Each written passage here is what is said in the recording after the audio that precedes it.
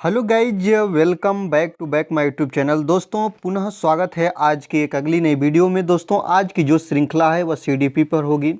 दोस्तों सीडीपी की श्रृंखला में हम 100 क्वेश्चन को कवर करेंगे और सभी का एनालिसिस करेंगे। जितने भी क्वेश्चन हैं सभी क्वेश्चन आपके प्रीवियस ईयर से क्वेश्चन है दोस्तों, या परीक्षा में पूछे गए हैं सीडीपी में, चाहे वह यूपी टेट हो चाहे वह सी टेट हो। सभी दोनों एग्ज़ाम को ध्यान में रखते हुए यह वीडियो आपके लिए टाइप की गई है। तो वीडियो पूरी अंत तक देखेंगे तो आपको मालूम चलेगा कि प्रश्न का लेवल कैसा रह रहा है, आयोग कैसे कैसे चुनिंदा प्रश्नों को आपके लिए लेकर आ रहा है।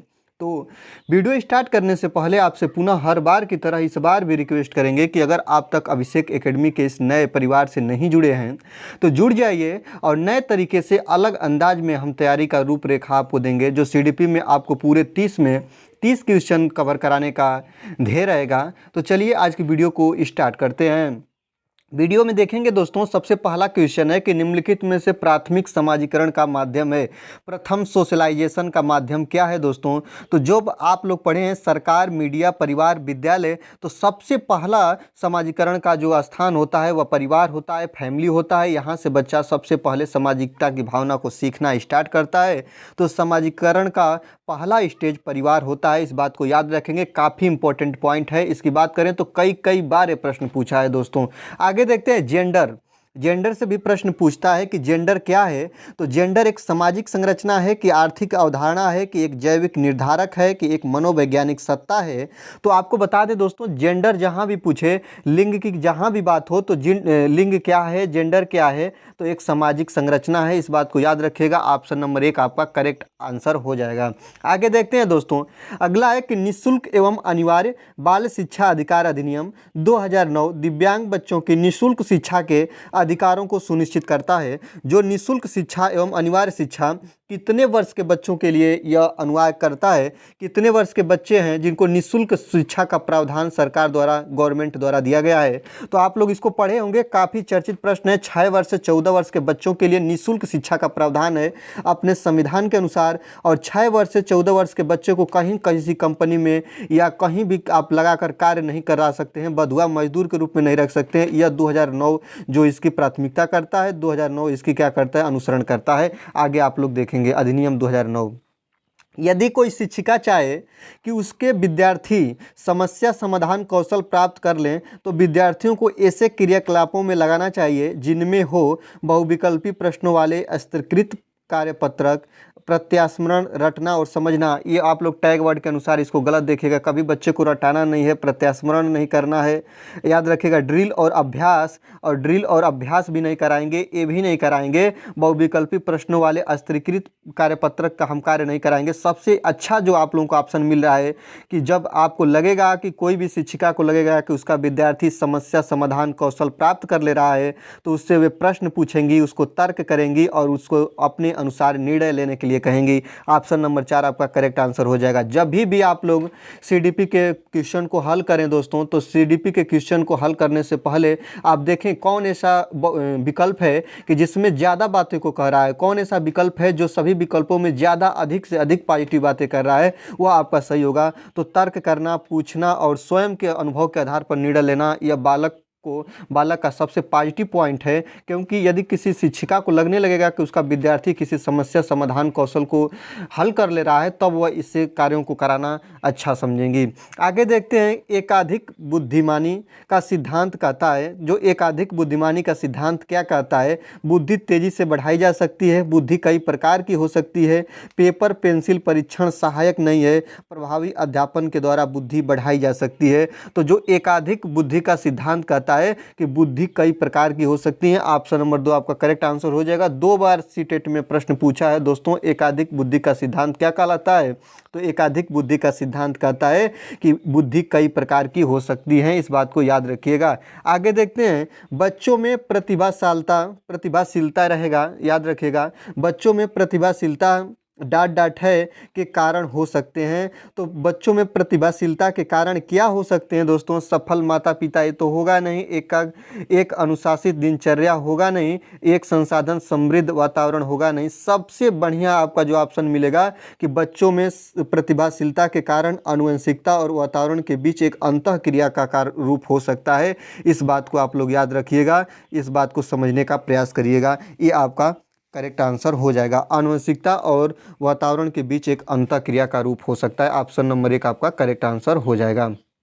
आगे देखते हैं दोस्तों, अलग अलग सोच वाले पैटर्न उन बच्चों की पहचान होती है जो डिसलेक्सिस होते हैं, सृजनात्मक होते हैं, प्रत्यास्थी होते हैं, विकलांग होते हैं। तो अलग अलग जिस बच्चे के अंदर सोच होती है, उसकी सोच कई कई प्रकार की होती है और उनका सोचने का नज़रिया जो होता है दोस्तों अलग अलग होता है। वे सृजनात्मक बालक कहलाते हैं और अलग अलग सृजन को उत्पत्ति करते हैं। वे सृजनात्मक बालक की श्रेणी में कहे जाते हैं। ऑप्शन नंबर 3 आपका करेक्ट आंसर हो जाएगा।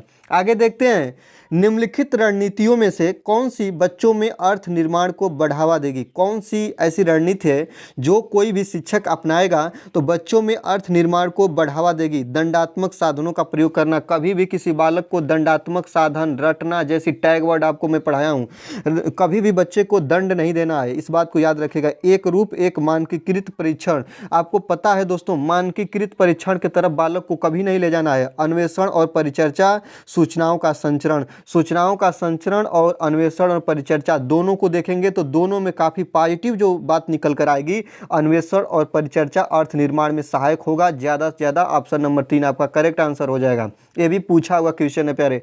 आगे देखेंगे, जितने भी क्वेश्चन की आज हम मैराथन में देखेंगे सभी क्वेश्चन पूछे हुए क्वेश्चन हैं, तो इसलिए सभी को अच्छे से अच्छे तरीके से देखेंगे, इसका परिचर्चा करेंगे, इसके बारे में हम इसका निष्कर्ष निकालेंगे, एनालिसिस करेंगे। तो इस आधार पर हम प्रश्नों को, उससे उत्तर को हम निखार कर आपके सामने प्रस्तुत करेंगे। आगे देखेंगे, निम्नलिखित संरचनाओं में से शिक्षा का अधिकार अधिनियम 2009 किसकी वकालत करता है? तो शिक्षा का अधिकार अधिनियम किसकी वकालत करता है? पृथक्करण की। बच्चे को कभी पृथक नहीं करना है दोस्तों, ये बात याद रखिएगा, पृथक्करण गलत हो जाएगा।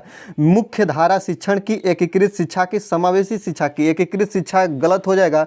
मुख्य धारा शिक्षण और समावेशी शिक्षण में आप देखेंगे तो मुख्य धारा शिक्षण 2009 अधिनियम, शिक्षा का अधिकार अधिनियम 2009 इसकी वकालत नहीं करता है प्यारे। किसकी करता है? समावेशी शिक्षा की करता है। आगे देखिएगा, चौथा वाला ऑप्शन आपका करेक्ट हो जाएगा। समावेशी शिक्षा का मतलब होता है प्रत्येक बच्चे को समान शिक्षा, ये बात याद रखिएगा।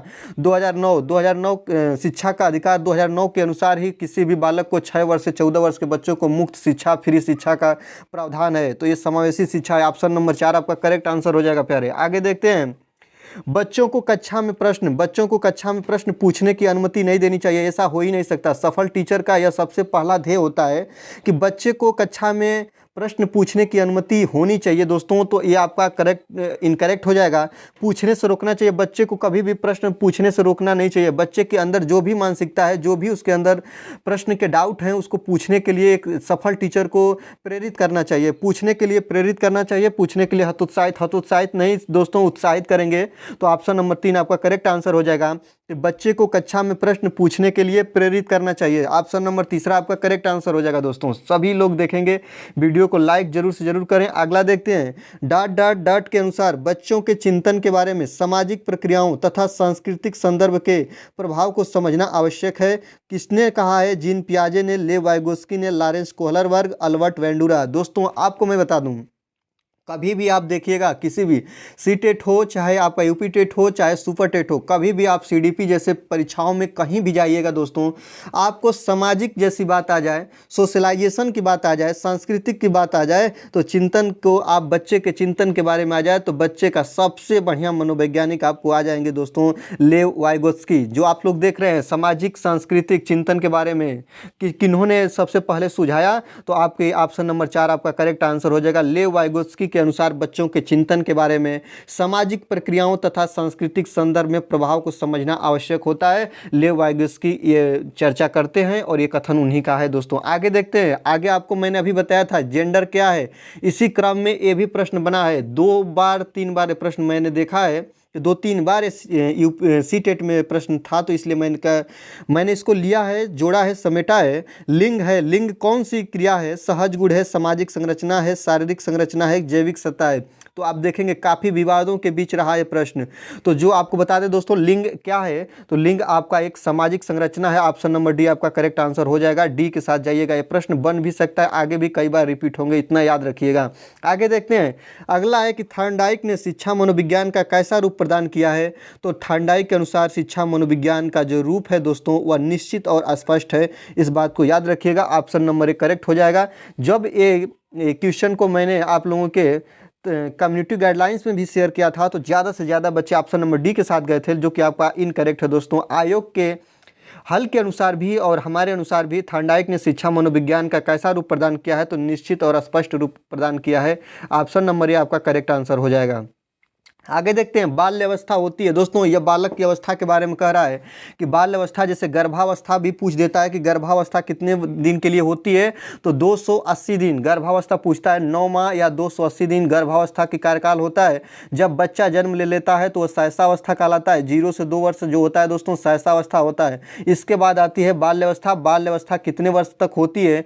कितने वर्ष तक होती है दोस्तों? तो याद रखिएगा 12 वर्ष तक होती है बाल्यावस्था। कब, कितने से कितने दोस्तों? 5 वर्ष से लेकर और 12 वर्ष की अवस्था जो कहलाती है वह बाल्य अवस्था कही जाती है। इस बात को याद रखिएगा, समझिएगा। इसके बाद मैं आपको यहीं पे बता दूं, किशोरावस्था 12 से 18 वर्ष की अवस्था दोस्तों किशोरावस्था कहलाती है। ये भी पॉइंट याद रखिए। ये सभी पॉइंट बन सकते हैं, तो इसको अच्छे से अच्छे तरीके से आप प्रिपरेशन करिए। आगे देखते हैं 16 नंबर क्वेश्चन। 16 नंबर क्वेश्चन क्या कहता है कि विद्यालय और समाजीकरण के बारे में निम्नलिखित में से क्या सत्य है दोस्तों? विद्यालय और समाजीकरण के बारे में। विद्यालय समाजीकरण का एक महत्वपूर्ण कारक है। समाजीकरण में विद्यालय की कोई भूमिका नहीं होती है। तो क्यों नहीं होती है दोस्तों? विद्यालय में बच्चा जाता है तो समाजीकरण की भावनाओं को सीखता है। विद्यालय समाजीकरण की द्वितीय अवस्था होती है, याद रखिएगा, सेकेंडरी स्टेज होती है। समाजीकरण में विद्यालय की बहुत थोड़ी भूमिका होती है, बहुत थोड़ी नहीं, ज़्यादा से ज़्यादा भूमिका होती है। विद्यालय समाजीकरण का पहला मुख्य कारण है, पहला मुख्य कारण परिवार होता है दोस्तों, याद रखिएगा। तो विद्यालय समाजीकरण का एक महत्वपूर्ण कारक है। ऑप्शन नंबर 1 आपका करेक्ट आंसर हो जाएगा। यही याद रखिए, जो परिवार होता है वह समाजीकरण का प्रथम रूप होता है, प्रथम स्वरूप होता है, प्रथम स्टेज होता है। ऐसा प्रश्न बना है, पूछ भी देता है, तो याद रखिएगा। आगे देखते हैं। व्यक्तित्व विकास की अवस्था है। व्यक्तित्व विकास की अवस्था क्या है? तो व्यक्तित्व विकास की जो अवस्था है, उपचारात्मक अध्ययन, व्यक्तित्व अध्ययन, अधिगम एवं वृद्धि। ऑप्शन नंबर ए आप देखिएगा। ऑप्शन नंबर ए आपका करेक्ट आंसर हो जाएगा। व्यक्तित्व विकास की अवस्था अधिगम और वृद्धि होती है। ऑप्शन नंबर ए आपका करेक्ट आंसर हो जाएगा। बाल केंद्रित शिक्षा शास्त्र का अर्थ है, याद रखिएगा, बाल केंद्रित शिक्षा शास्त्र मतलब कोई भी शिक्षा बालक को दिया जाए, बालक को केंद्र में रख के, बालक को ध्यान में रखते हुए कोई भी पाठ्यचर्या या कोई भी सिलेबस तैयार किया जाए, तो वह जो शिक्षा कहलाती है प्यारे, बाल केंद्रित शिक्षा कहलाती है। तो बाल केंद्रित शिक्षा शास्त्र का अर्थ क्या है? शिक्षक द्वारा बच्चे को आदेश देना कि क्या किया जाना चाहिए, बच्चे के अनुभव और उनके आवाज़ को प्रमुखता देना, निर्धारित सूचना का अनुसरण करने में बच्चों को सक्षम बनाना और कक्षा में सारी बातें सीखने के लिए शिक्षक का आगे आगे होना। तो आप जब देखेंगे तो इसको आपको मिल जाएगा कि बच्चों के अनुभव और उनकी आवाज़ को प्रमुखता देंगे। जब चारों क्वेश्चन को, चारों ऑप्शन को आप देखेंगे तो सबसे पॉजिटिव क्वेश्चन जो निखर के, जो उसमें से उभर के आपको आएगा, देखिए बच्चा किसमें सबसे अच्छा एक्टिव रहता है, बच्चे को कहाँ पे सबसे प्यारा स्थान दिया जा रहा है। तो ऑप्शन नंबर 2 आप देखेंगे कि बच्चे के अनुभव और उनकी आवाज़ों को प्रमुखता दिया जाएगा। मैं आपको कह रहा हूँ कि सीडीपी आपका,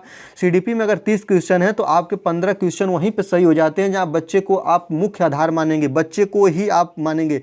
बच्चे को कभी मारना नहीं है, पीटना नहीं है, डांटना नहीं है, काले गोरे में पहचान नहीं करना है, बच्चे को अलग बैठाना नहीं है, बच्चे को बार बार रटाना नहीं है, बच्चे को ऐसे कुछ नहीं करना है। मारना पीटने जैसी बातें जहां आ जाए दोस्तों, वो समझिएगा ऑप्शन गलत ही गलत है। तो बाल केंद्रित शिक्षा शास्त्र का अर्थ है कि बच्चों और उसके अनुभवों की आवाज़ को प्रमुखता देना, मतलब बच्चा ही सर्वोपरि है, बच्चा ही सब कुछ है प्यारे। आगे देखते हैं। विकास में वृद्धि से तात्पर्य है, विकास में वृद्धि से तात्पर्य क्या है? ज्ञान में वृद्धि, संवेग में वृद्धि, वजन में वृद्धि, आकार, सोच, समझ और कौशलों में वृद्धि। अगर हम ज्ञान में वृद्धि कहेंगे तो संवेग में भी वृद्धि होता है विकास वृद्धि का, वजन में भी वृद्धि होता है तो उसको हम विकास कहते हैं। याद रखिएगा, ऑप्शन नंबर डी के साथ जाएंगे तो सभी चीज़ें समेट कर आएगा। काफ़ी इंपॉर्टेंट, जब आप देखेंगे कितने लोग ये इनको कहेंगे? तो क्या इनको कहेंगे? तो ऑप्शन नंबर डी तो सबसे ज़्यादा पॉजिटिव बात कर रहा है कि विकास का अर्थ ही यही है कि आकार में जब वृद्धि हो, सोच में वृद्धि हो, समझ में वृद्धि हो, कौशल में वृद्धि हो, तो उसे हम विकास कहते हैं। तो ऑप्शन नंबर डी को मान लीजिए, क्योंकि यह सभी को प्रमुखता देता है। तो ऑप्शन नंबर डी प्यारे आपका करेक्ट आंसर हो जाएगा। यही है सीडीपी, इसी की पहचान करना है। आगे देखते हैं, परिपक्वता का संबंध होता है। परिपक्वता का मतलब मेच्योरिटी दोस्तों, कितने वर्ष की अवस्था में बच्चों में या किसी वयस्क नागरिक में परिपक्वता आ जाती है। तो परिपक्वता का जो अर्थ होता है वो होता है विकास। जब व्यक्ति परिपक्व हो जाता है तो वह विकास कर जाता है। ऑप्शन नंबर ए आपका करेक्ट आंसर हो जाएगा, याद रखिएगा।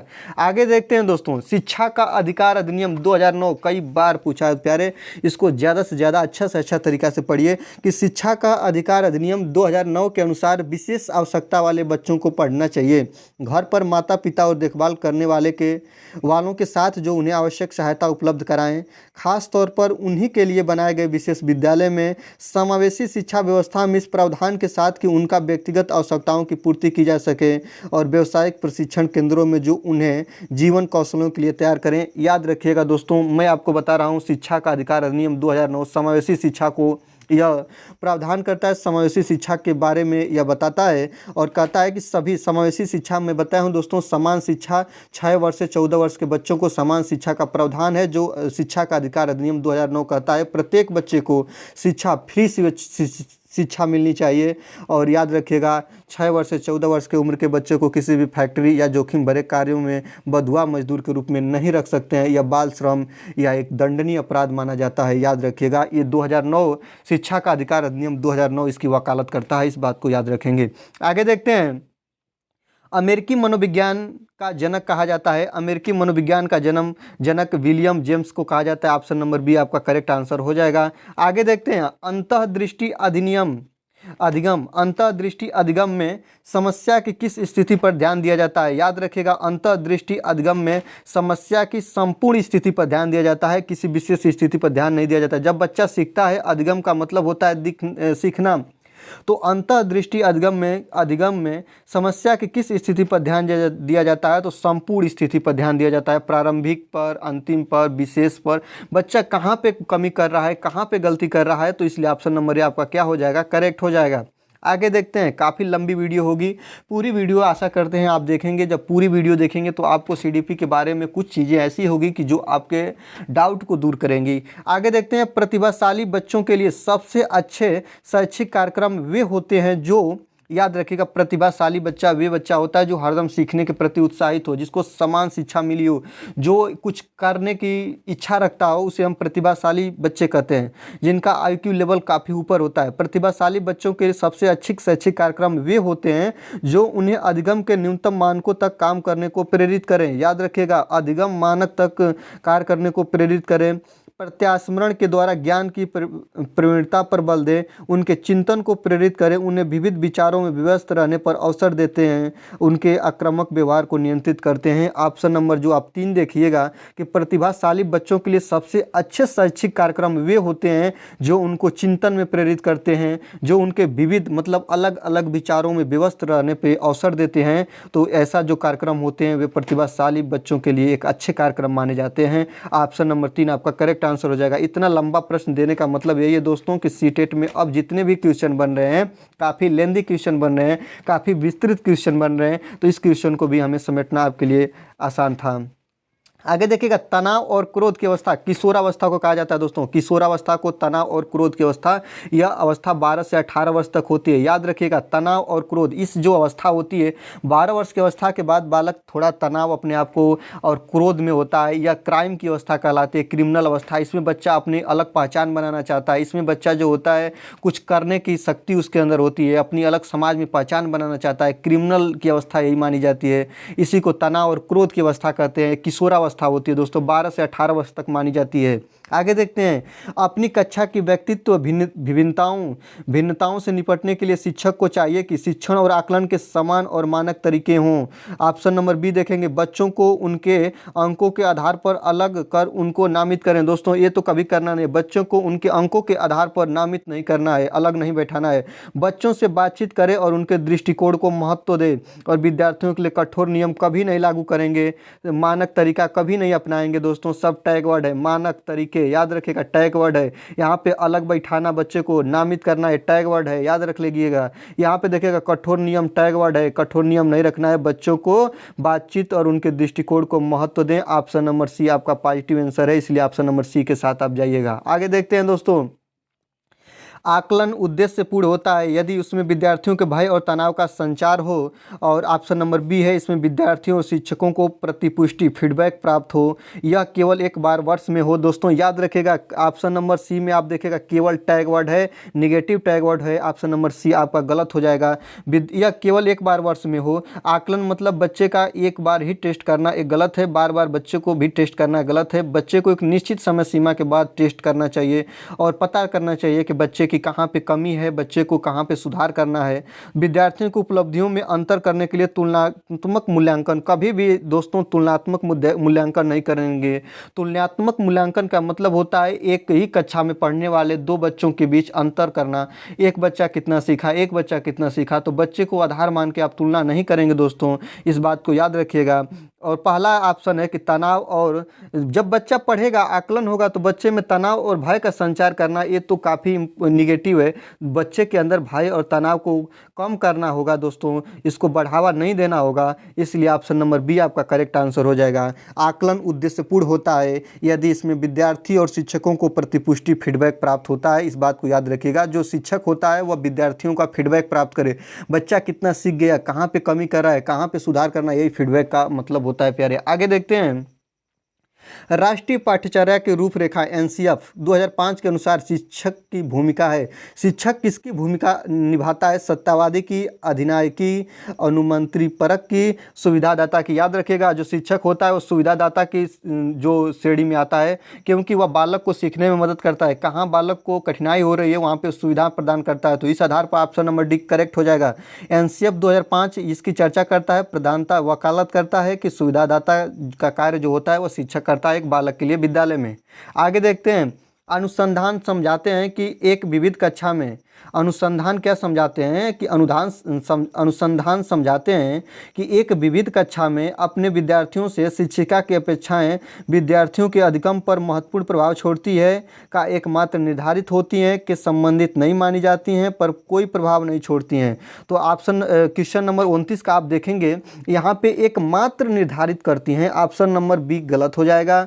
के साथ संबंधित नहीं मानी जाती है। आप बताइए, शिक्षिका और बालक के बीच संबंध होता है प्यारे सीखने का, पर कोई प्रभाव नहीं छोड़ती है, ये भी गलत हो जाएगा, पर महत्वपूर्ण प्रभाव छोड़ती है। ऑप्शन नंबर आपका करेक्ट आंसर हो जाएगा। याद रखिएगा, अनुसंधान समझाते हैं कि विविध कक्षा मतलब अनेक जाति, समुदाय और अलग अलग क्षेत्रों से आने वाले बालक विद्यार्थियों से शिक्षिका की अपेक्षाएं विद्यार्थियों के अधिगम पर महत्वपूर्ण प्रभाव छोड़ती है। ऑप्शन नंबर आपका करेक्ट आंसर हो जाएगा प्यारे। आगे देखते हैं, मनोविज्ञान को व्यवहार के विज्ञान के रूप में सबसे पहले परिभाषित किया था, तो याद रखिएगा वाटसन द्वारा व्यवहारवाद का जनक कहा जाता है। वाटसन को याद रखिएगा, ऑप्शन नंबर आपका करेक्ट आंसर हो जाएगा। ये इन्हीं को व्यवहारवाद का जनक कहा जाता है, ये भी बात आप याद रखिएगा। आगे देखते हैं, पियाजे के संज्ञानात्मक विकास के अनुसार संवेदी क्रियात्मक अवस्था होती है, तो संवेदी क्रियात्मक अवस्था जन्म से लेकर 2 वर्ष तक की अवस्था संवेदनात्मक अवस्था कहलाती है। पियाजे की 4 अवस्थाएं इन्होंने दी थी और यही है संवेदनात्मक क्रियात्मक अवस्था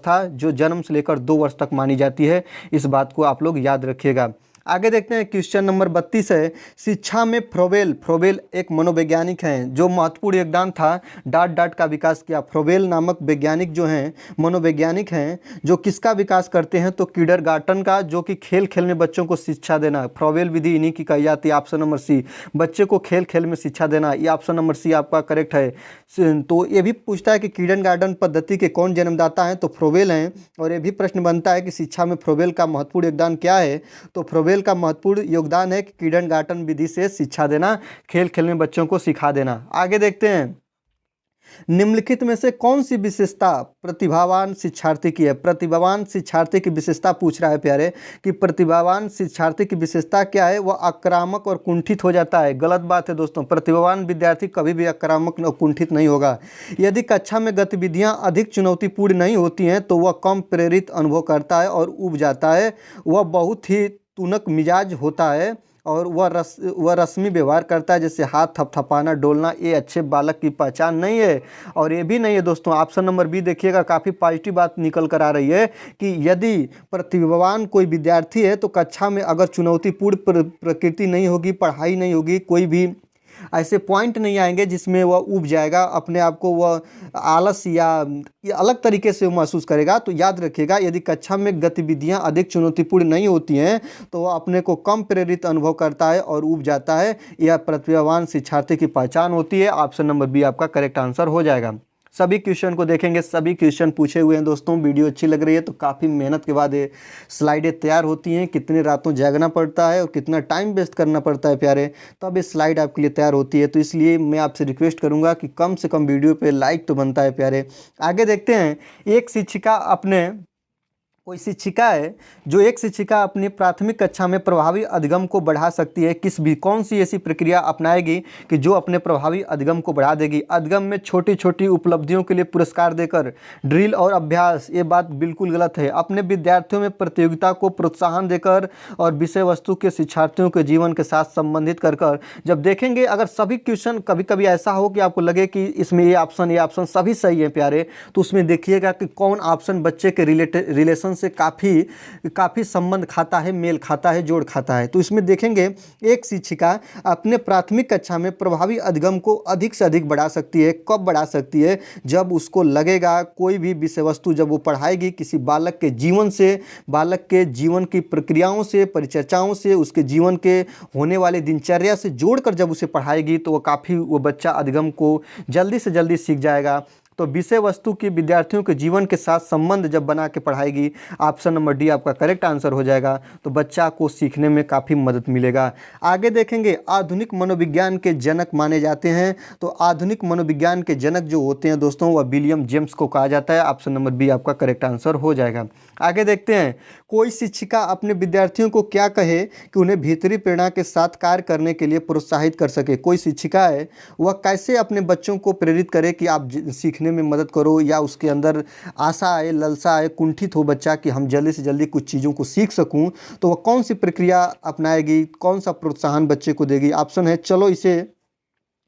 चलो इसे इसके करने से पहले समाप्त कर लो, तुम उसके जैसा क्यों नहीं हो सकते हो, देखो उसने इसे एकदम ठीक कर लिया, काम जल्दी पूरा करो, मैं तुम्हें एक टाफ़ी मिलेगी और इसे करने की कोशिश करो, तुम सीख जाओगे। तो जो आप देखेंगे, सभी क्वेश्चन जो ऑप्शन है सभी अपने में कुछ ना कुछ कह ही रहे हैं दोस्तों। लेकिन याद रखिएगा, चलो इसे उसके करने से पहले समाप्त करो, याद रखें किसी के साथ बच्चे की तुलना नहीं करना है दोस्तों। टैग वर्ड के अनुसार ये ऑप्शन आपका गलत हो जाएगा। याद रखिएगा, मैं टैग वर्ड को क्यों ध्यान दिला रहा हूँ बार बार आपके लिए, क्योंकि जब टैग वर्ड को आप अपने जीवन में, माइंड में, कंसेप्ट में रखेंगे तो आप जल्दी से जल्दी प्रश्नों के हल निकालना सीख जाएंगे। देखो, तुम उसके जैसा क्यों नहीं कर सकते, मैं बार बार कर रहा हूँ, तुलनात्मक अध्ययन बच्चे में कभी नहीं कराना है। काम जल्दी पूरा करो, तुम्हें टॉफी मिलेगी, ऐसा कोई भी प्रोत्साहन बच्चे को, लालच जैसी क्रियाएं नहीं देना है दोस्तों। इसे करने की कोशिश करो, तुम जल्दी से जल्दी कर जाओगे या सीख जाओगे, या करने की तुम्हारे अंदर क्षमता है। ऑप्शन नंबर डी आपका करेक्ट आंसर हो जाएगा। ये बात याद रखिएगा, काफ़ी पॉजिटिव बात आ रही है। कोई शिक्षिका अपने विद्यार्थियों को अध्ययन करने हेतु आंतरिक रूप से उत्प्रेरित करने के लिए कैसे प्रोत्साहित करेगी? आंतरिक, याद रखिएगा, मोटिवेशनल दो प्रकार का होता है, एक बाह्य होता है और एक आंतरिक होता है। आंतरिक रूप से कह रहा है, उनमें चिंता और डर पैदा करके। आगे देखिएगा, प्रतियोगितात्मक परीक्षण से व्यक्तिगत लक्ष्य निर्धारित करने और उनमें निपुणता पाने में उन्हें मदद देकर, साफ दिखाई पड़ने वाले इनाम देकर। याद रखिएगा, जैसे ट्रॉफी आदि की बात करता है कि ट्रॉफी आदि का उन्हें लालच दे दिया जाए, ऐसा कुछ नहीं है दोस्तों। उन्हें आंतरिक डर पैदा बच्चे को अंदर कभी डर जैसी बात को नहीं करना है दोस्तों, चिंता नहीं करना है। प्रतियोगात्मक परीक्षण से आप उसकी आंतरिक स्थिति को नहीं उत्पन्न कर पाएंगे। याद रखिएगा ऑप्शन नंबर सी आपको मिलेगा। व्यक्तिगत लक्ष्य निर्धारित करने में और उन्हें निपुणता पाने में उन्हें मदद देकर उनकी आंतरिक भावनाओं को उत्तेजित करेंगे, प्रोत्साहित करेंगे। इस बात को याद रखिएगा, ऑप्शन नंबर सी आपका करेक्ट आंसर हो जाएगा। आगे देखते हैं, मनोवैज्ञानिक के बारे में कहता है कि वुड के द्वारा स्थापित स्कूल का नाम बताइए। वुड जो है एक मनोवैज्ञानिक हैं और उनके द्वारा जो स्थापित स्कूल है संरचनावाद। ऑप्शन नंबर ए आपका करेक्ट आंसर हो जाएगा। यूपी टेट में ये 2 बार प्रश्न पूछा हुआ है प्यारे। आगे देखते हैं, निम्नलिखित में से कौन सा उदाहरण प्रभावशाली विद्यालय की प्रथा, याद रखिएगा, प्रथा का है। तो इसमें आप लोग देखेंगे कि निम्नलिखित में से कौन सा उदाहरण है जो प्रभावशाली विद्यालय की प्रथा का है। तो याद रखिएगा, जब इसको आप करेंगे तो आपके माइंड में एक बात निकल कर आएगा, निरंतर तुलनात्मक मूल्यांकन। एक गलत है दोस्तों, तुलनात्मक मूल्यांकन नहीं करना है। शारीरिक दंड की बात करें दोस्तों, ये भी गलत है। व्यक्ति सापेक्ष अधिगम और प्रतियोगितात्मक कक्षा, याद रखिएगा, कभी भी प्रतियोगितात्मक कक्षा के बारे में आपको नहीं बात करना है दोस्तों। ऐसी बातों को, नेगेटिव वर्ड हैं, ऐसे बातों को कभी भी कक्षा में नहीं लाना है। व्यक्ति सापेक्ष अधिगम, ऑप्शन नंबर सी आपका करेक्ट आंसर हो जाएगा। ज़्यादा से ज़्यादा लोग डी के साथ जाएंगे, लेकिन दोस्तों ये आयोग ने भी इसका आंसर ऑप्शन नंबर सी ही माना है और सी ही इसका करेक्ट आंसर हो जाएगा। आगे देखते हैं, विकास का सिर्फ पदाभिमुख शिक्षा सिद्धांत व्याख्या करता है कि विकास इस प्रकार आगे बढ़ता है। याद रखिएगा, बात तो सभी सही है जब इसको आप देखेंगे, लेकिन विकास का सिर पदाभिमुख, सिर और पैर ऐसी कोई सिद्धांत है जो क्या बताता है। वह बताता है सामान्य से विशिष्ट कार्यों की ओर, भिन्न से एकीकृत कार्यों की ओर, सिर से पैर की ओर, ग्रामीण से शहरी की ओर। याद रखिएगा, ये विकास के चारों क्रम सही हैं अगर आपको जानकारी के लिए पढ़ना है तो। लेकिन सिर पदाभिमुख जो कार्य है वो कहता है कि सिर से पैर की ओर बच्चे का विकास होता है। ऑप्शन नंबर सी आपका करेक्ट आंसर हो जाएगा। इस बात को याद रखिएगा। आगे देखते हैं, भाषा विकास के लिए सबसे संवेदनशील समय निम्नलिखित में से कौन सा है। भाषा विकास के लिए संवेदनशील समय जो है दोस्तों, वह प्रारंभिक बचपन का समय होता है। इसी समय बच्चा जो सबसे पहले सीखता है, प्रारंभ में सीखता है। ऑप्शन नंबर डी आपका करेक्ट हो जाएगा। इसमें क्या सीखना। आगे देखिएगा, निम्नलिखित में से कौन सी समाजीकरण के गौड़ वाहक हो सकते हैं। याद रखिएगा, सक्रिय और गौड़ 2 प्रकार के समाजीकरण के वाहक होते हैं, प्राथमिक और द्वितीयक। प्राथमिक में जो होता है वह परिवार होता है, द्वितीयक में जो होता है आपका समाज होता है, आपके विद्यालय होते हैं। याद रखिएगा, तो कहा है कि कौन सा समाजीकरण का गौड़ वाहक हो सकता है। याद रखिए, ऑप्शन नंबर डी में आप देखिए परिवार है, तो ये तो आपका प्राथमिक हो गया। यहाँ भी परिवार देखिए, ये भी हो गया, और यहाँ भी आप देखेंगे यहाँ भी परिवार है। गौड़ की बात किया दोस्तों, तो विद्यालय और पास पड़ोस यह समाजीकरण का द्वितीयक वाहक होते हैं, तो इन्हें गौड़ मानेंगे। ऑप्शन नंबर बी आपका करेक्ट आंसर हो जाएगा। जहाँ परिवार रहे दोस्तों वो सक्रिय है, इतना याद रखिएगा, इतना अपने माइंड में रख लीजिएगा। आगे देखते हैं, लेव वाइगोत्स्की जो महान मनोवैज्ञानिक हैं, लेव वाइगोत्स्की के अनुसार संज्ञानात्मक विकास का मूल कारण है। याद रखिएगा, संज्ञानात्मक का विकास जो है सामाजिक अन्योन्य क्रिया। याद रखिएगा, जहाँ पे सामाजिक बात आ जाए, बच्चों को समाज के साथ सीखने के आ जाए, तो वहाँ पे सामाजिक अन्योन्य क्रिया की बात आ जाए, लेव वाइगोत्स्की के साथ आँख मूंद के आप चले जाइएगा। ऑप्शन नंबर बी आपका करेक्ट आंसर हो जाएगा। आगे देखते हैं, किसी बच्चे का दिया गया विशिष्ट उत्तर कोहलर वर्ग के नैतिक तर्क के सोपानों की विषय वस्तु के किस सोपान के अंतर्गत आएगा। यदि आप ईमानदार हैं तो आपके माता पिता आप पर गर्व करेंगे, इसलिए आपको ईमानदार रहना चाहिए। याद रखिएगा, कोहलर वर्ग का ये नैतिकता का सिद्धांत जो उन्होंने दिया है, इसमें जब आप पढ़ेंगे तो दंड आज्ञाकारिता का अनुकूलन, सामाजिक संकुचन अनुकूलन, अच्छा लड़की अच्छा लड़का अनुकूलन। ऑप्शन नंबर सी आप देखेंगे, कोहलर वर्ग का यह ऐसा सिद्धांत है जिसमें बताया जाता है कि दवा की चोरी न करना, आप एक अच्छे नागरिक के रूप में, एक अच्छे बालक के रूप में, एक अच्छे बालिका के रूप में आप गिने जाएंगे। तो यही जो है ईमानदार का है कि मतलब अच्छा लड़का और अच्छे लड़की का अनुकूलन जो कोहलर वर्ग दिए हैं, जो याद रखिएगा नैतिक तर्क सोपान में इन्होंने इसका व्याख्या किया है। तो ऑप्शन नंबर सी आपका करेक्ट आंसर हो जाएगा। आगे देखते हैं, ईगो लिबिडो का अर्थ है, जो ईगो लिबिडो का जो अर्थ होता है दोस्तों वह आत्म प्रेम होता है। ऑप्शन नंबर ए आपका करेक्ट आंसर हो जाएगा।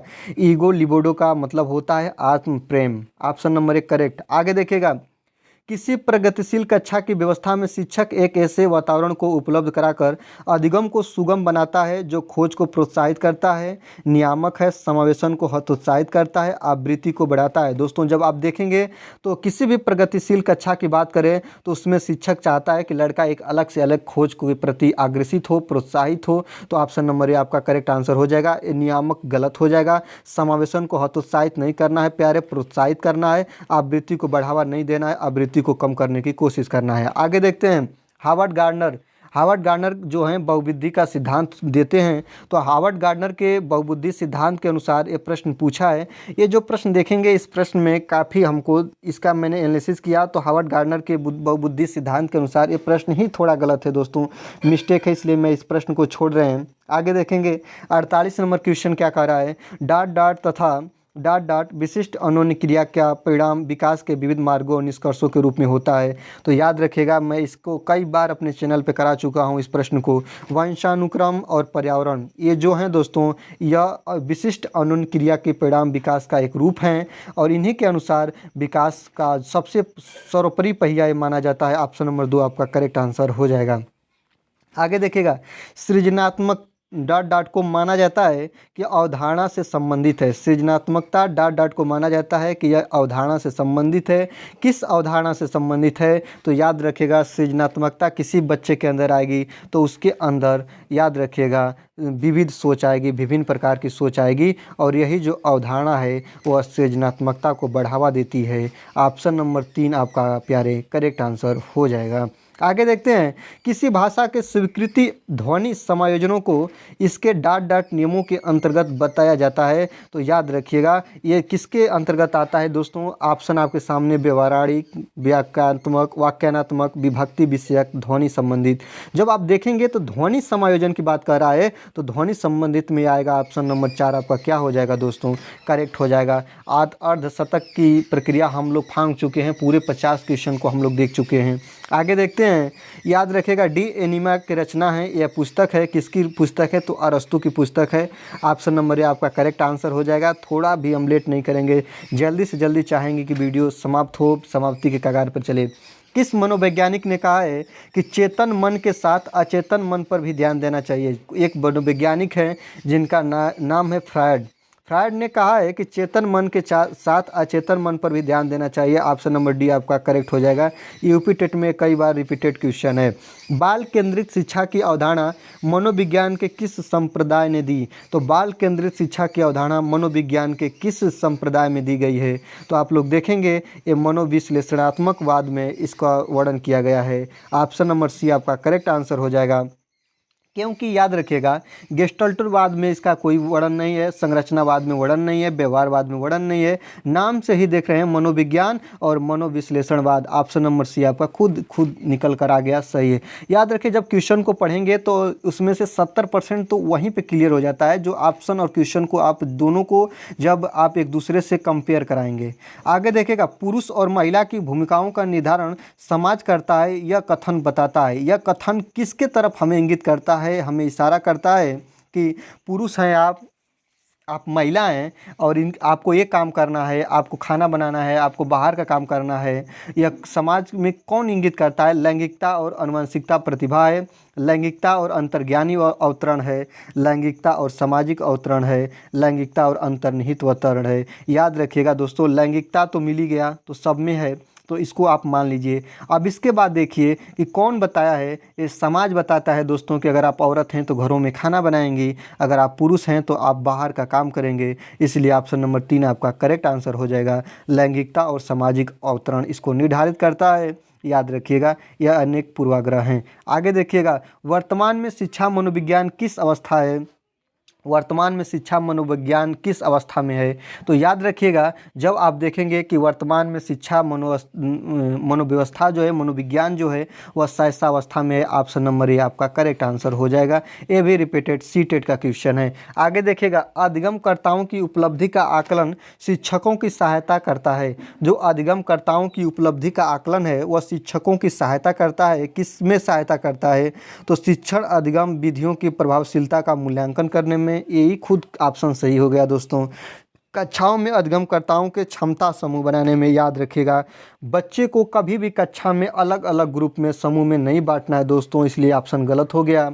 शिक्षण के लिए गतिविधियों की सूची तैयार करने में और अधिगमकर्ताओं के प्रदर्शन का रिकॉर्ड रखने में, अधिगमकर्ताओं के प्रदर्शन का रिकॉर्ड रखने में ये ऑप्शन आपके लिए बिल्कुल गलत है।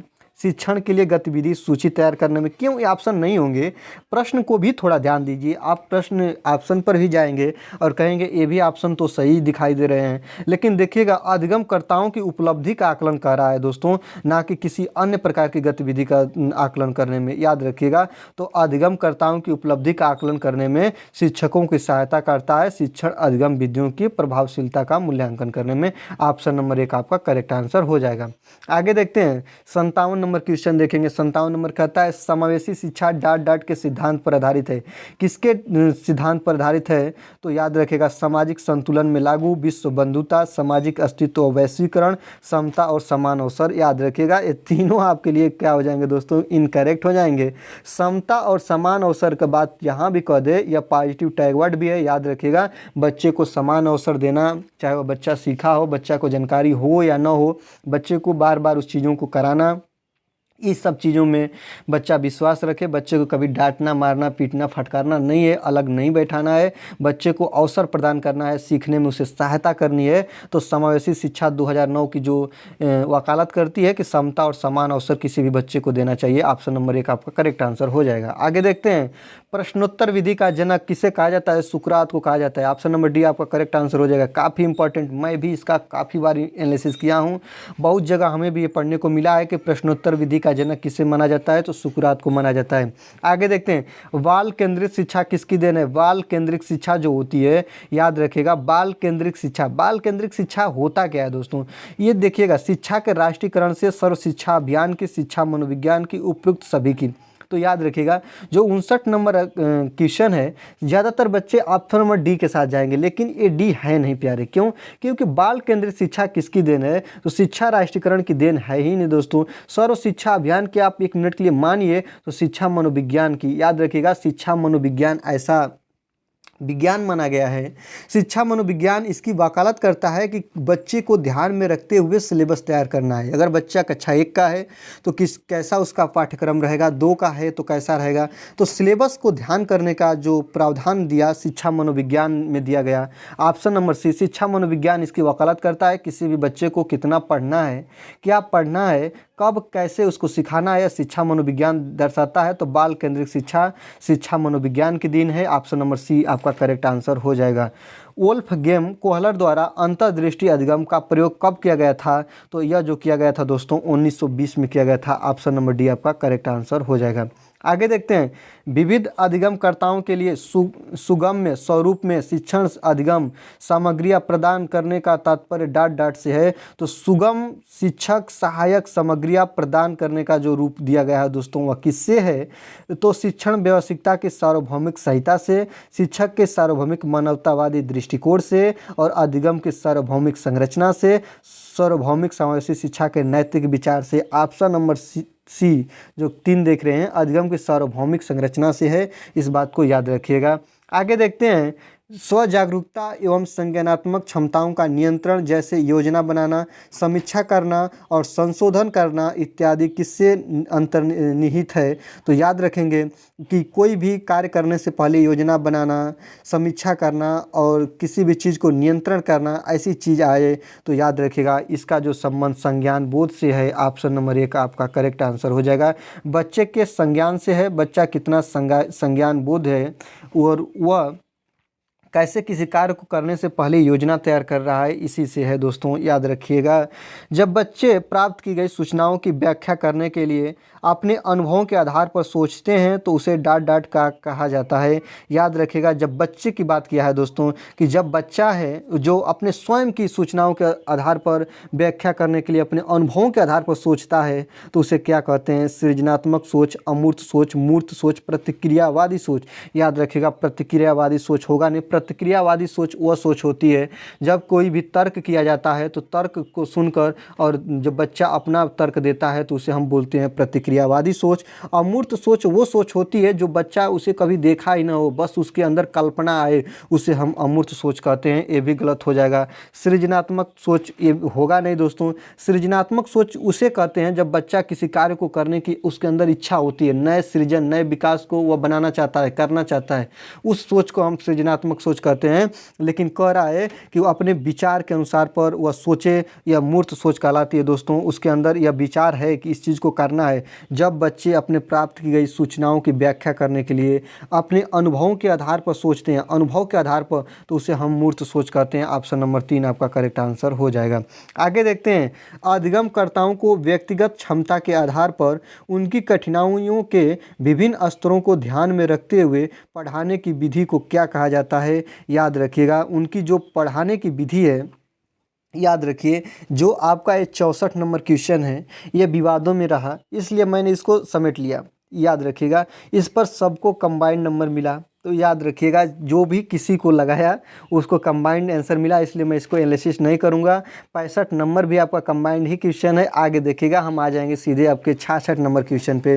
66 नंबर है, निम्नलिखित में से मनोविज्ञान को मन का विज्ञान किसने कहा है। तो पेस्टोलॉजी, काफ़ी इंपॉर्टेंट, बिना कुछ पढ़े आपको इसको याद ही रखना है कि पेस्टोलॉजी जो है मनोविज्ञान को मन का विज्ञान बोलते हैं। ऑप्शन नंबर क्वेश्चन नंबर 67 देखेंगे, प्ले वे पुस्तक के रचयिता। प्ले वे पुस्तक के जो रचयिता हैं दोस्तों वह हेनरी कार्डवैल कुक, जो ऑप्शन नंबर डी है, डी यही आपका करेक्ट आंसर हो जाएगा। हेनरी कार्डवैल कुक जो हैं वह प्ले वे पुस्तक के रचयिता हैं, याद रखिएगा। आगे देखते हैं, निम्नलिखित में से शिक्षा का केंद्र बिंदु है। याद रखिएगा, कई बार इस प्रश्न को बताए भी हैं और इसी में अगर हमारा वीडियो पूरा आसानी से आप देखे होंगे तो आपको मिल जाएगा कि शिक्षा का केंद्र बिंदु कौन है दोस्तों। तो उपयुक्त सभी के साथ आप बिल्कुल मत जाइएगा, अगर सोच रहे होंगे तो आपके विचार बिल्कुल गलत है, अभी रोक लीजिए। आपका जो करेक्ट आंसर होगा बालक होगा। बालक ही शिक्षा का मुख्य केंद्र होता है। बाल केंद्रित शिक्षा सबसे बड़ी शिक्षा की पद्धति है। बालक को केंद्र बिंदु मतलब मुख्य विचारधारा में पॉइंट में बालक को रख कर ही पढ़ाया जाता है, याद रखिएगा, इसलिए ऑप्शन नंबर सी आपका करेक्ट हो जाएगा। आगे देखते हैं 69 नंबर, स्कैनर किस देश के वैज्ञानिक हैं। तो स्कैनर अमेरिका के मनोवैज्ञानिक हैं, याद रखिएगा। कहाँ के दोस्तों, अमेरिका के। ऑप्शन नंबर बी आपका करेक्ट आंसर हो जाएगा। याद रखिएगा, जिस दिए गए कार्य को करते समय बच्चे स्वयं आनंद लेते हुए अनुभव प्राप्त करते हैं उसे कहा जाता है, क्या कहा जाता है दोस्तों। याद रखिएगा, ड्रिल और अभ्यास कार्य, समस्यात्मक प्रकार का कार्य, निर्णयात्मक प्रकार का कार्य, उपभोक्ता प्रकार का कार्य। तो याद रखिएगा, जिस भी कार्य को बच्चा करने में आनंद उसे आए और करने में आसानी और अच्छा लगे तो उसे हम बोलते हैं उपभोक्ता प्रकार का कार्य। ऑप्शन नंबर 1 आपका करेक्ट आंसर हो जाएगा। आगे देखते हैं, राष्ट्रीय पाठ्यचर्या के रूपरेखा 2005 के अनुसार अधिगम अपने स्वभाव में डाट डाट और है। याद रखिएगा, अधिगम अपने स्वभाव में क्या है। तो याद रखिएगा, जहाँ भी दोस्तों निष्क्रिय आए, अधिगम निष्क्रिय तो होगा नहीं, बात सक्रिय, सामाजिक और सरल। याद रखिएगा, अधिगम 2005 के अनुसार अधिगम जो 2005 एनसीएफ वकालत करती है वह करती है कि बच्चा सक्रिय और सामाजिक तरीके से सीखता है। ऑप्शन नंबर 1 आपका करेक्ट आंसर हो जाएगा। आगे देखते हैं दोस्तों, व्यवहारवाद के निरीक्षण द्वारा किसी के मानसिक दशा का पता लगाना किस विधि की विशेषता है। तो याद रखिएगा, यह जो है वह निरीक्षण विधि की विशेषता है। ऑप्शन नंबर बी आपका करेक्ट आंसर हो जाएगा। चरित्र लेखन किसी के चारित्रिक गतिविधियों को ध्यान में रखकर लिखा जाता है। गाथा वर्णन पुरानी बातों को पढ़कर, जैसे कि महान क्रांतिकारियों का वर्णन किया जाता है, उसे गाथा वर्णन कहते हैं। प्रयोगात्मक अध्ययन, जो किसी क्रियाकलाप को करने के बाद उस पर जो लेख लिखा जाता है उसे हम प्रयोगात्मक अध्ययन कहते हैं। लेकिन जो निरीक्षण अध्ययन होता है दोस्तों, व्यवहार के निरीक्षण द्वारा किसी मानसिक दशा का पता लगाने की जो विधि है वह निरीक्षण विधि है। ऑप्शन नंबर बी आपका दोस्तों करेक्ट आंसर हो जाएगा। आगे देखते हैं, स्कूल बच्चों के समाजीकरण की एक ऐसी संस्था है जहां प्रमुख स्थान स्कूल की दिनचर्या का होता है, प्रमुख स्थान स्कूल की गतिविधियों का होता है, प्रमुख स्थान स्कूल के शिक्षकों का होता है और प्रमुख स्थान स्कूल के बच्चों का होता है। तो याद रखिएगा कि जो स्कूल बच्चों के समाजीकरण की एक ऐसी संस्था है जहाँ पे प्रमुख स्थान स्कूल की गतिविधियों का होता है। ऑप्शन नंबर 2 आपका करेक्ट आंसर हो जाएगा। आगे देखते हैं, मनोविज्ञान को आत्मा का विज्ञान किसने कहा है। तो अरस्तु साहब ने कहा है। ऑप्शन नंबर ए आपका करेक्ट आंसर हो जाएंगे, बिना पूछे याद रखिए इसको चीज़ों को। आगे देखते हैं, लेव वाइगोत्स्की के अनुसार आधारभूत मानसिक क्षमताओं को मुख्य रूप से किसके द्वारा उच्चतर संज्ञानात्मक प्रक्रियाओं में बदला जाता है? तो लेव वाइगोस्की महान मनोवैज्ञानिक हैं जो कि सामाजिक बच्चों को समाज के साथ सीखने को प्रावधान देते हैं, प्रबल बल देते हैं। कहते हैं कि बच्चा समाज के साथ क्रिया करके अपने आप को किसी भी चीज़ को सीखता है। तो याद रखिएगा वह क्या है? सामाजिक पारस्परिक क्रिया है। जहाँ भी लेव वाइगोस्की आ जाए और समाज शब्द आ जाए तो इसी ऑप्शन को आप करेक्ट मानिएगा। लेव वाइगोस्की महान मनोवैज्ञानिक है। वे कहते हैं कि बच्चा समाज के साथ अनोन्य क्रिया करके सीखता है, पारस्परिक क्रिया करके सीखता है या संबंध बना के सीखता है। तो ऑप्शन नंबर 4 आपका क्या हो जाएगा? करेक्ट हो जाएगा।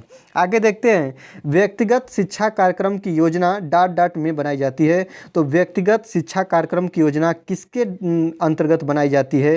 तो आप जब इसको देखेंगे, बाल केंद्रित शिक्षा कार्यक्रम, याद रखिएगा बाल केंद्रित शिक्षा कार्यक्रम, व्यक्तिगत शिक्षा कार्यक्रम की योजना बाल केंद्रित शिक्षा कार्यक्रम में बनाई जाती है। ऑप्शन नंबर 1 आपका करेक्ट आंसर हो जाएगा। आगे देखते हैं, कितने महीनों की आयु के बीच अधिकांश बच्चे शब्दों को मिलाकर छोटे छोटे वाक्यों में बोलना शुरू कर देते हैं? याद रखिएगा जो 18 से 24 माह का समय होता है, महीने, जब बच्चा 18 से 24 महीने का होता है, कहीं 24 ना दे के 22 भी दे दोस्तों, तो याद रखिएगा, एक गलत मत समझिएगा। तो 18 से 22 महीने का जब बच्चा होता है वह एक एक शब्दों से मिलाकर, एक एक वर्णों से मिलाकर कोई शब्द बोलना स्टार्ट कर देता है। याद रखिएगा 18 से 24 वर्ष ऑप्शन आपका करेक्ट होगा। 18 से 22 भी दे तो गलत मत मानिएगा।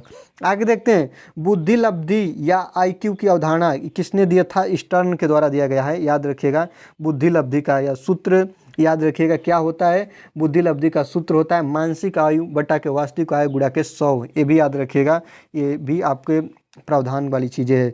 निम्नलिखित में से किसने सबसे पहले प्रश्नावली का निर्माण किया? तो प्रश्नावली का निर्माण करने वाले महान मनोवैज्ञानिक वुडवर्थ हैं। याद रखिएगा ऑप्शन नंबर सी आपका करेक्ट आंसर हो जाएगा। आगे देखते हैं, निम्नलिखित में से कौन सा कथन पियाजे के सिद्धांत के अनुसार कहा नहीं जा सकता है? विकास गुणात्मक चरणों में होता है। बच्चे अपने दुनिया के बारे में ज्ञान का निर्माण और उपयोग करते हैं। निरंतर अभ्यास से अधिगम होता है।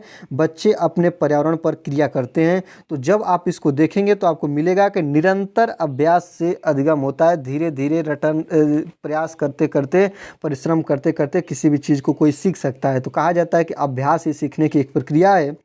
विकास गुणात्मक चरणों में होता है, बात गलत है दोस्तों। बच्चे अपनी दुनिया के बारे में ज्ञान का निर्माण और उपयोग करते हैं। ये पॉइंट कुछ हद तक सही है, लेकिन निरंतर अभ्यास से अधिगम होता है, यह जो परख है काफ़ी अच्छा है। जो ये प्रश्न आया था सीटेट में, तो मुझे लगता है कि ज़्यादातर बच्चों ने ऑप्शन नंबर 2 के साथ गए थे। क्यों गए थे? कि सबसे बड़ा जो ऑप्शन होता है वो सही होता है, इस आधार पे गए थे। बच्चे अपने पर्यावरण पर क्रिया करते हैं, ये भी बात सही है, लेकिन सबसे इम्पोर्टेंट पॉइंट जो आयोग ने भी इसका आंसर माना प्यारे, निरंतर अभ्यास से अधिगम होता है। ऑप्शन नंबर 3 आपका करेक्ट आंसर हो जाएगा।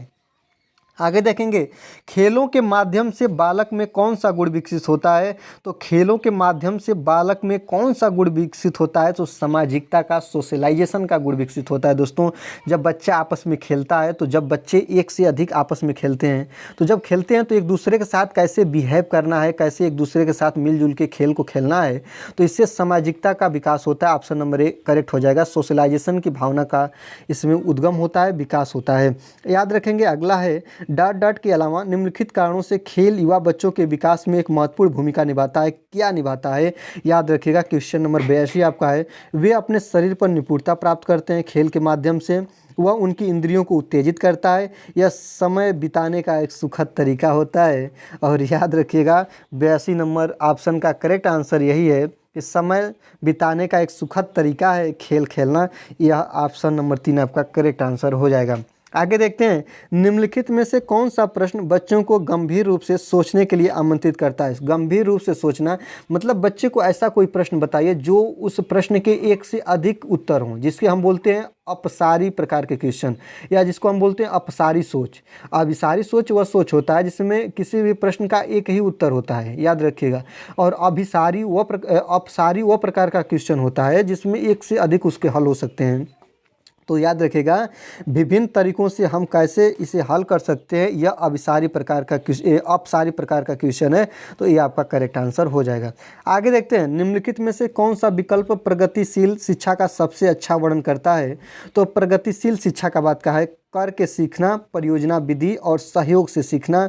ऑप्शन नंबर 1 आपका स्वयं सही है दोस्तों। और देखेंगे परियोजना विधि, क्षमता समूह बनाना, समूह आप बनाएंगे नहीं दोस्तों, रैंकिंग इसी में यहाँ पे दिया है, रैंकिंग करना नहीं है। और व्यक्तिगत अधिगम क्षमता विकास, समूह बनाना, यहाँ भी समूह बनाना, इसलिए गलत है दोस्तों। यहाँ पे नियमित परीक्षण रैंकिंग बात दोस्तों ये टैग वर्ड के अनुसार गलत है। याद रखेगा करके सीखना, परियोजना विधि और सहयोग करना यह बच्चों के प्रगतिशील शिक्षा का सबसे अच्छा वर्णन करता है। ऑप्शन क्वेश्चन नंबर अगला देखेंगे, निम्नलिखित में से संज्ञानवादी पद्धति के जनक किसे कहा जाता है? संज्ञानवादी पद्धति के जनक जीन पियाजे और ब्रूनर हैं। ऑप्शन नंबर बी आपका करेक्ट आंसर हो जाएगा। आगे देखते हैं, वही दर्शन विधि का प्रतिपादन किसने किया है? तो वही दर्शन विधि का जो प्रतिपादन करता है दोस्तों स्टाउट हैं, याद रखिएगा स्टाउट। लेकिन जेपी वाटसन, ऑप्शन सॉरी याद रखिएगा जेबी वाटसन को ये वही दर्शन विधि का प्रतिपादन करता है। ऑप्शन नंबर ए आपका करेक्ट आंसर हो जाएगा दोस्तों। स्टार्टवुड नहीं है, स्टार्टवुड जो है वह बहुदर्शनवाद के या प्रतिपादन करता है, तो वही दर्शन विधि का पूछा है दोस्तों, तो जेबी वाटसन हो जाएगा। ऑप्शन नंबर ए आपका करेक्ट आंसर हो जाएगा। आगे देखते हैं, बच्चे डॉट भूमिकाएं ग्रहण करते हैं। तो बच्चे मीडिया की भूमिकाएं ग्रहण करते हैं कि समाजीकरण की भूमिकाएं ग्रहण करते हैं कि संस्कृति की भूमिकाएं ग्रहण करते हैं कि ट्यूशन की। मतलब इसमें कहा है कि बच्चे कब भूमिकाएं ग्रहण करते हैं। याद रखिएगा जो 89 नंबर क्वेश्चन आप देखेंगे तो बच्चे समाजीकरण की भूमिकाएं ग्रहण करते हैं कि मीडिया की कि संस्कृति की। तो जब एक से अधिक बच्चे हों दोस्तों तो वह समाजीकरण की भूमिकाएं निहित करते हैं। ऑप्शन नंबर 2 आपका करेक्ट आंसर हो जाएगा। प्रश्न पूछने का तरीका भी होना चाहिए, कभी ऐसा भी पूछ देता है कि जब एक से अधिक बच्चे हों तो किसकी भूमिकाएं ग्रहण करते हैं। तो जब एक से अधिक बच्चे हों दोस्तों तो वे समाजीकरण की भूमिका ग्रहण करते हैं। ऑप्शन नंबर 2 आपका करेक्ट आंसर हो जाएगा। आगे देखते हैं 90 नंबर क्वेश्चन, मानकीकृत परीक्षणों की आलोचना में से एक यह है कि वे मुख्य रूप से मुख्यधारा की संस्कृति का प्रतिनिधित्व करते हैं और इसलिए पक्षपाती हैं। पहला है। दूसरा, इनकी भाषा को समझना मुश्किल है। क्यों? मानकीकृत की भाषा को सीखना मुश्किल है, ऐसा नहीं है दोस्तों। परीक्षण बड़ी आबादी पर लागू नहीं किए जा सकते। क्यों नहीं? मानकीकृत परीक्षण बड़ी आबादी पर लागू किए जाते हैं दोस्तों। जब बड़ी कोई परीक्षा होती है तो किसी भी मानक को बनाकर और मेरिट लिस्ट तैयार की जाती है, तो मानकीकृत परीक्षण पे लागू होता है। वे बच्चे की क्षमता स्पष्ट तस्वीर नहीं देते हैं। क्यों देते हैं दोस्तों? मानकीकृत परीक्षण भी जैसे कोई परीक्षा होती है तो परीक्षा में कोई भी मेरिट लिस्ट तैयार होती है तो वह स्पष्ट तस्वीर निकलकर सामने क्यों नहीं आती है दोस्तों। इसीलिए जिनका उसमें चयन होता है उनको चयनकर्ता उनका चयन कर लेता है, तो वे मुख्य रूप से मुख्यधारा की संस्कृति का प्रतिनिधित्व करते हैं और इसलिए पक्षपाती होते हैं। ऑप्शन नंबर 1 आपका करेक्ट हो जाएगा। क्योंकि मानकीकृत परीक्षण वे परीक्षण कहलाता है दोस्तों जिसमें किसी मानक पॉइंट को बिंदु आधार मानकर हम किसी भी बच्चे की परीक्षा लेते हैं। तो मानकीकृत परीक्षणों की आलोचना इसलिए की गई है कि वे मुख्य रूप से मुख्यधारा की संस्कृति का प्रतिनिधित्व नहीं करते हैं और इसलिए क्या होते हैं दोस्तों? पक्षपाती होते हैं। याद रखिएगा। आगे देखते हैं, अंतः निरीक्षण विधि के प्रतिपादनकर्ता माने जाते हैं। अंतः निरीक्षण विधि के जो प्रतिपादन करता है वह ऊठ है। याद रखिएगा ऊठ है।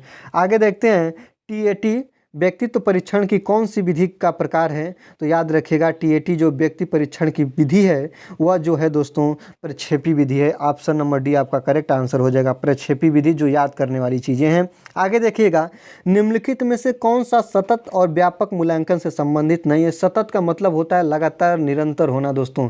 तो याद रखिएगा कौन सतत और व्यापक मूल्यांकन से संबंधित नहीं है ये पूछा है। तो याद रखिएगा इसे भारत के शिक्षा के अधिकार अधिनियम द्वारा अनिवार्य किया गया है। ये तो किया गया है दोस्तों और ये बात सही है, किया गया है। यह शिक्षण अधिगम प्रक्रिया का एक अभिन्न अंग है, ये भी है दोस्तों। यह विभिन्न शिक्षा क्षेत्रों में बच्चों की उपलब्धि पर केंद्रित होता है, ये भी बात सही है। पूछा है मूल्यांकन से संबंधित नहीं है, मतलब जो गलत होगा वही ऑप्शन सही होगा। तो याद रखिए यह बच्चों को धीमे, खराब और बुद्धिमान के रूप में चिन्हित करने में उपयोगी होता है, गलत बात है। ये ऑप्शन नंबर 4 आपका सही हो जाएगा। आगे देखते हैं, शिक्षा मनोविज्ञान अध्ययन करता है। शिक्षा मनोविज्ञान अध्ययन करता है आत्मा का धार्मिक परिस्थितियों में, मानव व्यवहार का शैक्षिक परिस्थितियों में, चेतना का असीमित परिस्थितियों में और मस्तिष्क का बौद्धिक परिस्थितियों में। तो याद रखिएगा जब आप इसको देखेंगे तो आपको मिलेगा मानव व्यवहार का शैक्षिक परिस्थितियों में शिक्षा मानव विज्ञान का अधिगम होता है, अध्ययन होता है। इसमें ये ऑप्शन नंबर बी आपका करेक्ट आंसर हो जाएगा। आगे देखते हैं, सामाजिक आर्थिक रूप से वंचित पृष्ठभूमि से आने वाले बच्चों की कक्षा में माहौल की आवश्यकता होती है जो उन्हें अच्छा व्यवहार सिखा सके।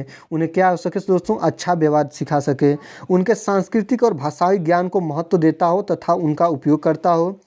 हतोत्साहित जैसी बात आया दोस्तों, गलत हो जाएगा। बच्चों को उनकी क्षमताओं के आधार पर वर्गीकरण नहीं करना है दोस्तों। अब दो ऑप्शन है आपके सामने, दोनों ऑप्शन को देखिए। उन्हें अच्छा व्यवहार, सामाजिक आर्थिक रूप से वंचित पृष्ठभूमि से आने वाले बच्चों की कक्षा के माहौल की आवश्यकता। याद रखिएगा, अनेक समुदाय से बच्चे आ रहे हैं, तो ये ऑप्शन नंबर 2 आपका करेक्ट हो जाएगा। क्यों सही हो जाएगा दोस्तों?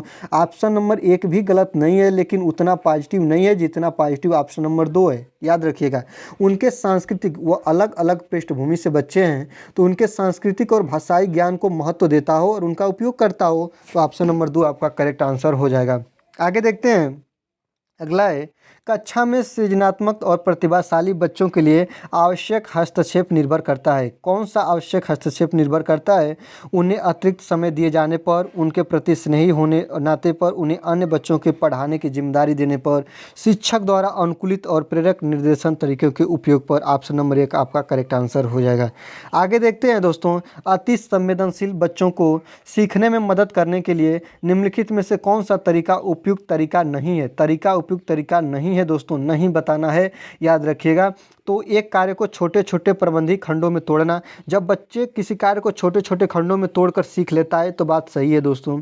अधिगम के वैकल्पिक तरीकों की पेशकश करना, ये भी दोस्तों सही है। अधिगम मतलब कि सीखने की वैकल्पिक विषय, जैसे बच्चा नहीं सीख पा रहा है तो उसको कोई भी विकल्प के द्वारा सिखाना, कोई भी अलग प्रक्रिया अपनाकर सिखाना, ये भी बात सही है। उनके दैनिक कार्यक्रम में शारीरिक गतिविधियों का समावेश करके, ये भी बात सही है दोस्तों। बेचैन होने पर अक्सर उन्हें फटकारना, याद रखिएगा, उपयुक्त तरीका नहीं है। तो उपयुक्त तरीका यही नहीं है दोस्तों, जब बच्चा बेचैन हो तो उसको फटकारना नहीं है, बल्कि उसे समावेशित करना है, उसको सीखने के लिए प्रेरित करना है। तो ऑप्शन नंबर 4 आपका क्या है? गलत है, इसलिए ऑप्शन नंबर 4 आपका क्या होगा? सही हो जाएगा। आगे देखते हैं, सार्थक अधिगम है। सार्थक अधिगम मतलब सफल, एक सीखने का सार्थक मतलब बच्चा उसमें सीख जाए। सार्थक अधिगम क्या अधिगम का रूप है? तो उद्दीपक तथा उत्तर के बीच युग्मन और साहचर्य, वयस्कों और अधिगम सक्षम साथियों का अनुकरण, दी गई सूचना का निष्क्रिय ग्रहण, निजी अनुभवों से ज्ञान की संरचनाओं का सक्रिय निर्माण। ऑप्शन नंबर 4 देखिए, कुछ भी नहीं पढ़ना है, जहाँ बच्चा सक्रिय है, एक्टिव है, बच्चा अपने अनुभव से सीख रहा है। ऑप्शन नंबर 4 आपका करेक्ट आंसर हो जाएगा। आगे देखते हैं दोस्तों, अगला है क्वेश्चन, प्रयोगात्मक मनोविज्ञान का जनक किसे कहा जाता है?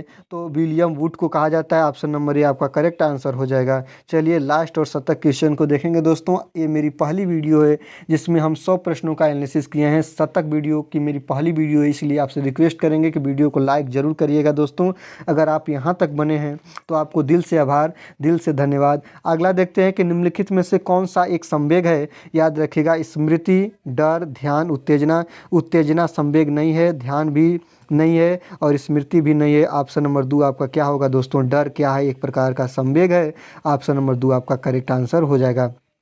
तो दोस्तों आज की वीडियो में बस इतना ही। अब मिलेंगे अगले वीडियो में। अगर अभिषेक एकेडमी के इस परिवार से अब तक आप नहीं जुड़े हैं दोस्तों तो जुड़ जाइए। वीडियो अच्छी लगे तो लाइक कर लीजिए और चैनल पर नए हैं तो चैनल को सब्सक्राइब करिए और बेल आइकन को प्रेस करिए। और तब तक के लिए धन्यवाद। देखते रहिए अभिषेक एकेडमी और आपकी तैयारी आशा करते हैं कि बहुत अच्छी होगी। और मिलेंगे अगले वीडियो में, तब तक के लिए आप अपना ख्याल रखिएगा।